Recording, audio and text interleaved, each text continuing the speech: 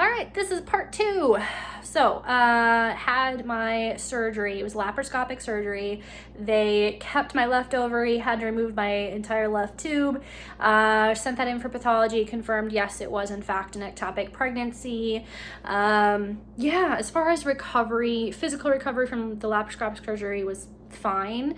Yeah, I went back to work on Monday. So, I had surgery middle of the night Friday, was discharged from the hospital Saturday morning, slept all weekend, and then went into work on Monday. Probably shouldn't have done that, but I did. And so my feet felt, not my feet, but like my legs felt heavy while I was at work on Monday. And then Tuesday, I still was having a lot of swelling like in my feet. The day that I had surgery, my face was really swollen. Like my eyelids were like completely, it was like this because my face was so swollen. They didn't really think anything of it. I didn't really think anything of it, but my whole body was puffy and it was all from fluid, and I basically had gotten so much fluids IV. My body wasn't really keeping up with it, and it's still unclear why, but I got fluid overload syndrome. So Tuesday I was having a really hard time breathing, and I called my OB and let them know, and she told me that I had to head right to the ER. So I told my boss, who is a surgeon, and was like immediately, yeah, you need to go because you might have a clot. You can throw a clot basically to your lungs, so like a pulmonary embolism after anesthesia.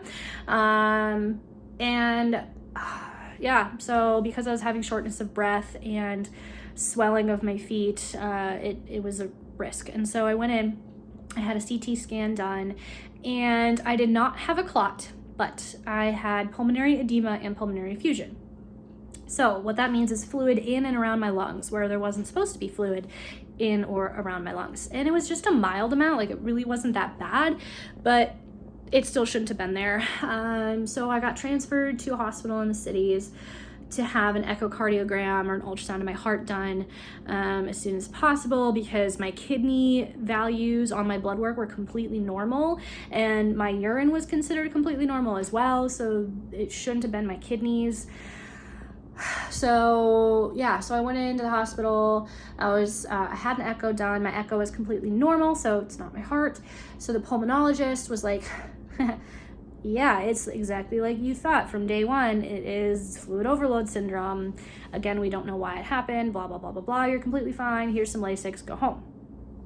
Why they didn't just give me Lasix in the first place, I guess I don't really know, but maybe they were just kind of like, I don't know, whatever, wanted to rack up a huge insurance bill or something. I'm not really sure, but like I basically had like a $500,000 workup, and it was, yeah, thank goodness for insurance.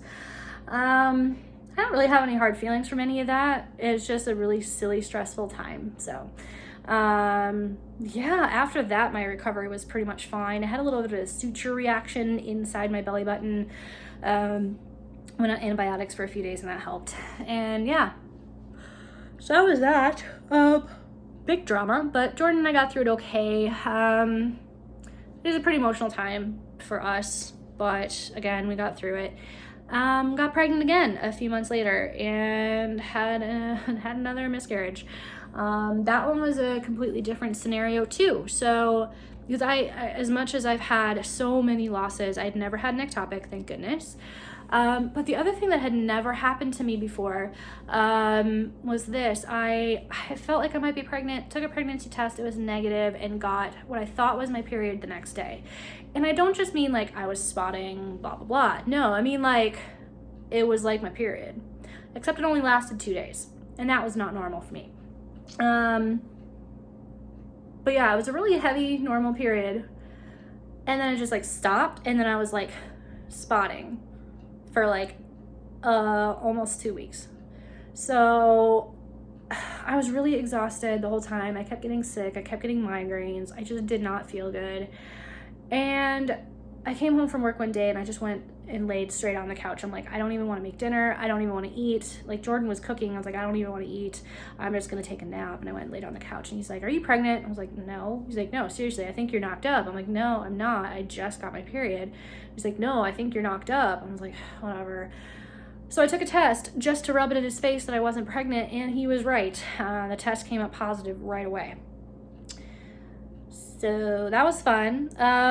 So I was like crying because I'm like, well, I've been bleeding for 2 weeks. Like, this isn't good. And he was trying to be positive, but I was like, no, like, I know that this isn't right. So I went in to the doctor the next day, got my blood drawn, and my value was like super low. I think it was like in the 30s or something. Yeah, so I knew right away, like, okay, obviously this isn't going anywhere.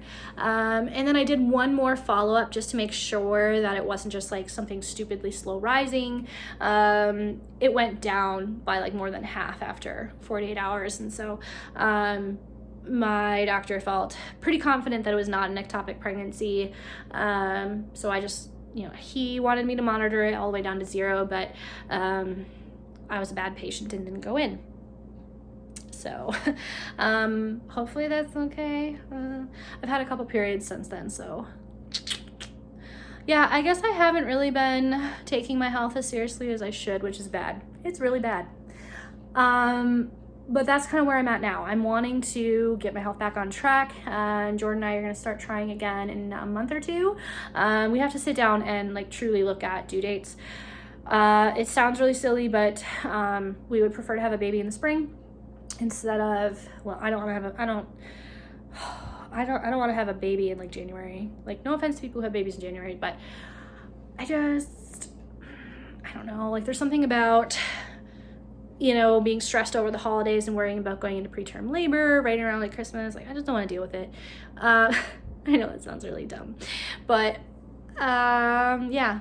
And then we don't want to have a baby too close to like duck season or anything like that, just because I mean, we could have, and like we're not preventing at all. We haven't been, and we're just not actively trying. So we would be okay with a baby born during duck season, but preferably not. So anyway, so the plan is that as far as trying to conceive goes, there's a couple things we're waiting on. One, getting new health insurance, and so I'd rather wait until I'd rather not go into the doctor before March 1st. I have new coverage that starts then, so I'll have like a new deductible and new plan and everything like that. So I'd rather not deal with the whole deductible thing. And then I'm supposed to get an HSG, and I was supposed to have that done a while ago, but I didn't. Again, haven't been that great with my health. So I'm supposed to have an HSG done just to make sure that my other tube is fine, and also to completely rule out a septate uterus, even though like I've had surgery before and they didn't say anything about it. So and my ultrasound was normal before I got pregnant, so yeah, I shouldn't have anything like that. They're just mostly wanting to make sure that my other tube is clear, because if we have another ectopic pregnancy and I lose my other tube, we're done. We're not going to pursue IVF. It's too much stress, honestly.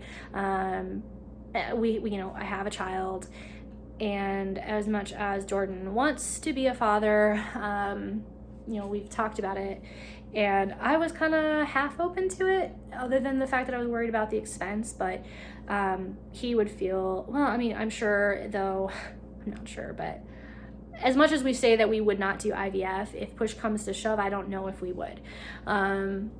It's hard to say. It really is hard to say. So yeah, we don't think that we would, but again, we'll come to that if we have to. Again, my issue is not getting pregnant. My issue is staying pregnant, and that's a big reason why, for me, IVF is really stressful, because you can go through the whole process, and I mean, there's so many stages that you have to get through that are really hard to get through, and it's like, even if all of that falls into place and I do get pregnant from IVF, I just have another miscarriage. There's nothing to prevent that. So, and I know that that's same for everybody, but because of my extremely heightened risk of miscarriage, yeah. I mean, because, oh gosh, now I think it's, I want to say, yeah, it's 11 pregnancies now, with 1 child. So, yeah. That's it for that part. I'll do another video, a part 3, that is going to be just like a general life update, because there's a heck of a lot that's changed in my life other than the whole pregnancy story thing.